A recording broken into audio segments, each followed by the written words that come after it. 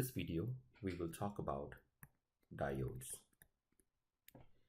Diodes are an interesting semiconductor device that allow current to flow only in one direction when a certain amount of voltage, a certain amount of minimum voltage is applied across them.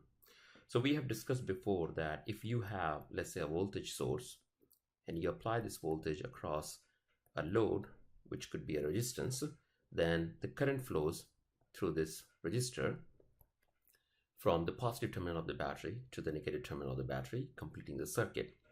On the other hand, if you flip the orientation of the battery while keeping the resistor in the same location, even then the current is going to flow, but now it's going to flow in the opposite direction.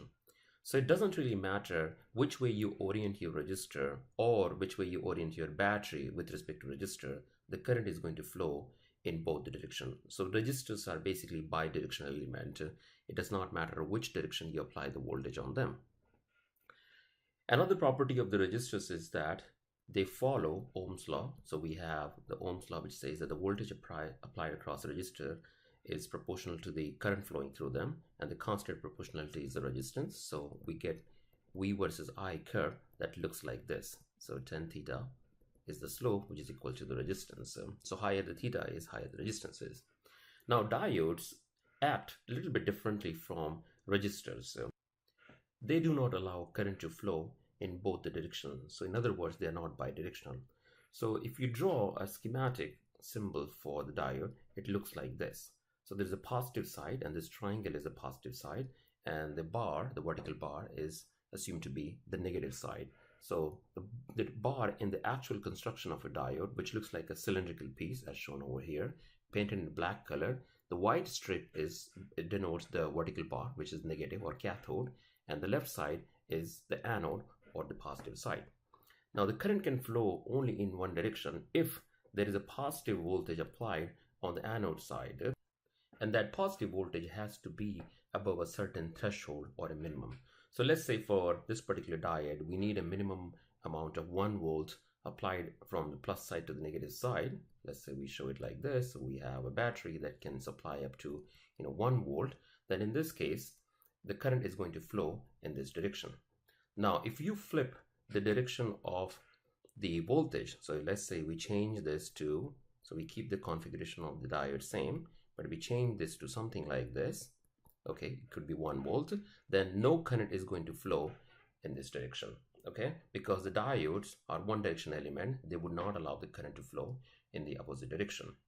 So in that sense, they act like the hydraulic valves. So since we've been using hydraulic analogy, let's look at it once again. So let's say we have a pipe through which the water is flowing, okay, and what we have done is, let's say we put a stopper over here, and this stopper is allowed to basically rotate in this direction, all right, and we put a helical spring over here, so which essentially what it does is it stores some energy in it and it tries to keep it in this configuration. Okay, so now let's say we put a big stopper over here, so when you put a big stopper over here, there's no way the water can flow in this direction, right? Because there's this stopper over here that will not allow this obstruction to basically go in the clockwise direction, right? On the other hand, if there is enough pressure applied in this direction, then this pressure could overcome the energy stored in this torsional spring and allow this gate to open up, right? As it allows to open up, then the water can flow through it. So in that sense, this is like a valve. It allows the flow to pass through only in one direction, but not in the other direction. So in case of a diode, the voltage that allows the current to flow in one direction is called forward voltage, or simply V sub F, so forward voltage. And for different construction of the diodes, you get different kinds of forward voltage. Now, even though I said that the forward voltage allows the current to flow through in one direction, but not in the opposite direction, that's not entirely true. There is something called breakdown voltage. If that breakdown voltage is applied in the opposite direction, and usually it's a very large number, is applied in the opposite direction, then a large amount of current can flow through the diode. Now, of course, in most of the practical circuits that you will be dealing with, you will never approach this condition of a breakdown voltage. So let's take a look at a practical diode, found on the websites that you can buy. So I have over here Schottky diode, and this is a type of diode. There are other kinds of diode like Zener diode as well. And this Schottky diode, as you can see, is only 15 cents in price. So let's look at the description. It says that it has a very low forward voltage drop, maybe like 1 volt or 1.5 volt, and at that volt it will allow the current to flow through this diode, and a very fast switching option, so it can respond very quickly. This 1 amp 40 volt Schottky diode is ideal for use with motor drivers such as L289N. So this would be perfect for the kinds of applications that we have in this class, because we will be using an L289 chip for driving motors, and then in that case Schottky diode with this kind of rating would be very useful. Now let's look at the data sheet for this particular diode. Whenever you're working with electronic devices that you're going to plug into electronic circuits or electrical circuits, it's very important to look at the data sheets of the individual electronic elements, because there are many varieties of electronic devices out there, and by only referring to their data sheet, which tells you exactly what their operating conditions are and what their limits are, will you be able to use them safely in your circuit. So please get into the habit of looking at the data sheets as we go forward in this class. All right, so there are a lot of numbers over here, lots of tables and graphs, and this is very important, but we'll just focus on a few important elements over here. So first of all, it tells you that this is for 3 kinds of diodes, 1N5817 through 1N5819. Those are basically the ways we are identifying these diodes, made by this company called Micro Commercial Components. And if you come down over here, you will see that we have 3 part numbers mentioned, okay? And let's come down. We'll come back to this table in a minute. Let's look at this table, the big table over here. You see there is an average forward current given as 1 amp over here, okay? And we have a peak forward surge current as 25 amp. That's the maximum surge current. And we have maximum instantaneous forward voltage for 3 types of part numbers over here as 0.45, 0.55, and 0.6 volt. So essentially what this is saying is that if you apply a minimum of 0.45 volt for this particular type of part number, for this particular diode, then you will have current flowing from the anode to the cathode. Okay, so the direction has to be right when you do that. For 1N5818, you have to apply minimum forward voltage of 0.55 volt before the current would flow. Anything less than that, the current is not going to flow through the diode. Now, over here, we have maximum recurrent peak reverse voltage. So this is where we have the reverse voltage at which the current would flow if the voltage applied in the reverse direction. So for 5817, the voltage applied is 20 volt, which is pretty large. For 5819, it's 40 volts. So you have to apply a voltage of 40 volt in the reverse direction before the current is going to flow through that. Okay, so this is a good data sheet which tells you exactly what the important parameters for this particular diode are. Now let's try to plot the voltage versus current graph for a diode, a typical diode. So let's say voltage is here, the current is here. We have already seen that for resistor we have a pretty straightforward relationship, but for a diode, we don't have that kind of relationship. Voltage is not directly proportional to current. In fact, we know that there is no current flowing through a diode until the voltage reached is the forward voltage, right? So we can say that, let's say, we start over here, we continue to increase the voltage until we reach VF, which is the forward voltage. There'll be absolutely no flow of the current. So the current is 0 up to this point. And after that point, basically the current begins to flow. Okay, so we basically get something like this.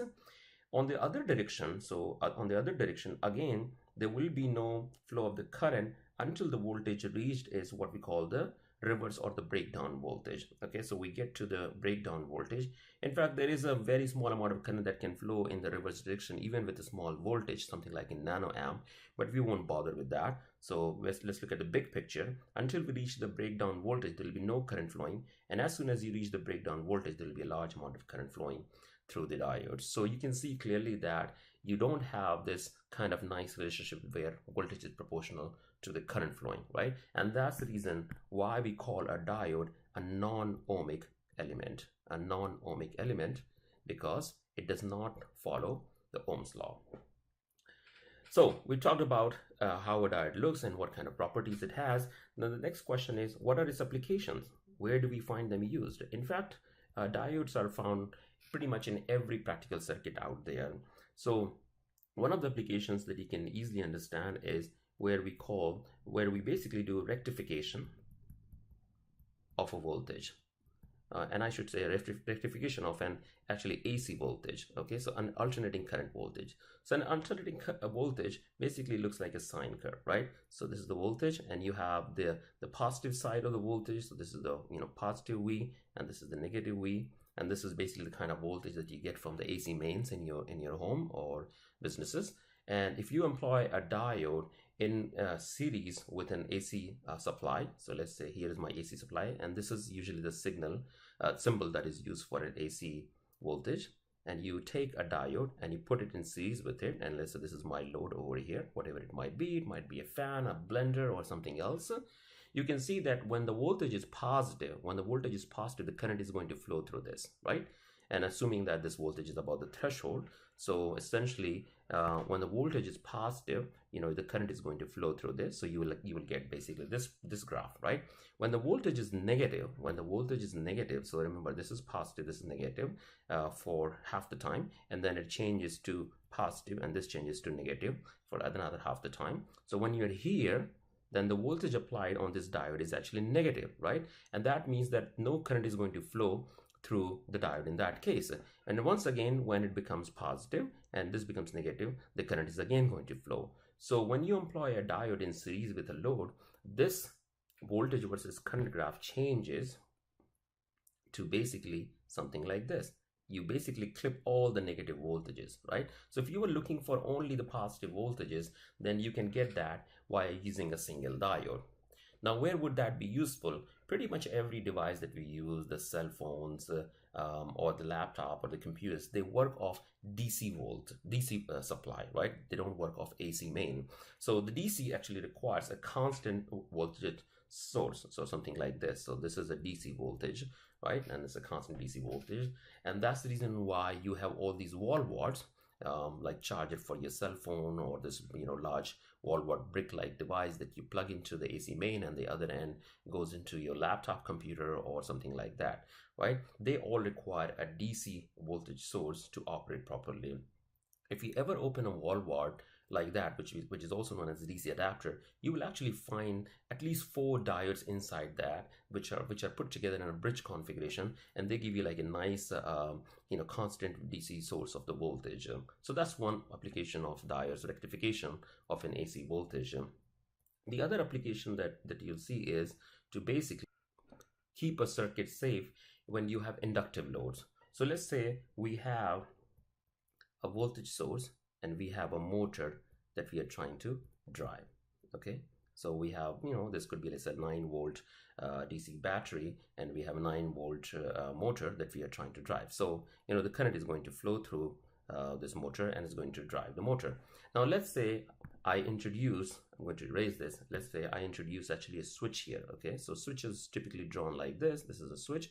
So right now the switch is open, which means no current can flow through this. But as soon as I close this switch, right, so I bring it in this position, as soon as the switch is closed, the current can flow through it, right? Now, when I open the switch back again, my intention is to turn the motor off. But motor acts like a resistor and an inductive load. So a resistor and an inductive load, basically what an inductive load tries to do is it tries to disallow the sudden change in the current. Okay, that's what an inductive load does. So motor still has the current flowing through it, and it tries to generate what we call a reverse EMF. So remember, when you have a motor connected across an electrical source, the electrical energy is converted into mechanical energy to drive the motor. But when you turn the motor off, when you take the electrical energy away, the motor is still rotating and it generates a voltage. So it acts as a generator, but it generates the voltage now in the reverse direction because the current is still flowing through its coil. So it generates a reverse direction voltage. So now, as soon as the switch is open, this becomes positive and this becomes negative. So there is a back EMF, we call it back EMF, electromotive force generated. And this could basically destroy your battery. This could also destroy the other electronic elements that might be present in your circuit. So later on, we will see that to drive a motor, we need a transistor that gives you current amplification. And if this happened, then the back EMF could destroy the transistor for you. Now you could basically fix this problem by employing a diode in parallel with the motor. So we will change this circuit to something like this. So I have my same 9-volt source, and here is my switch, and then I have my motor. That's my positive and that's negative terminal.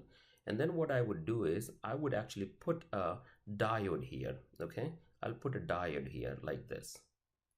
Now when I do this, what changes? So when the switch is closed, the current can flow through this, no problem, and no current can flow through this because this is the negative side, this is the positive side, while the voltage on this side, this is point A, this is point B. So the voltage on point A is more than voltage at point B, so there will be no current flowing through the diode when the switch is closed, right?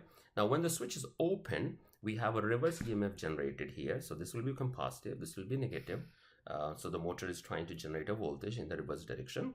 Now what will happen is, since the diode is present, the current can flow in this direction, go through the diode and complete the circuit, instead of going through the 9-volt battery source or anything else that might be present in this part of the circuit.